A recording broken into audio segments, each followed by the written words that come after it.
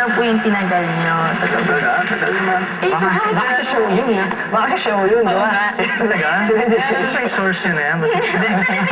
Ano, meron lang kasing time na talaga naging close kami. Pero matagal na yun. Siguro, mga mulawin days pa yun. Mag-start pa lang. Pero, ano lang talaga, hanggang close na friends lang talaga. If ever yung gusto siyang ligawan.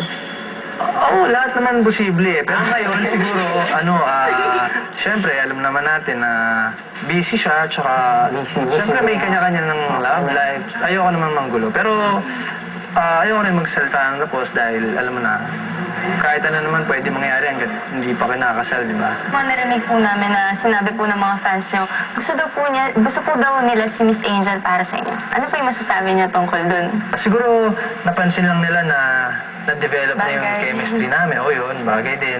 Masaya lang sila nakikita kami na magkasama on screen.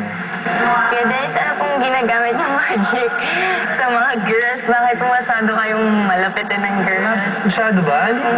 Siguro ano lang, parang naiintriga lang sila dun sa personality ko. Kasi, siguro, madalas nakikita nilang mga lalaki makukulit, madadaldal.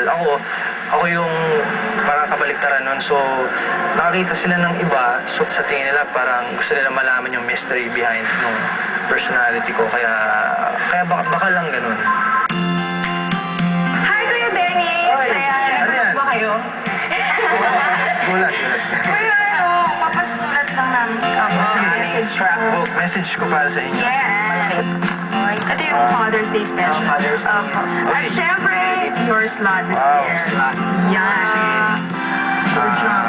To fans kita, thank you sa oras at sa paniniwala. Sana maulit to. Keep the faith. Love, Dennis.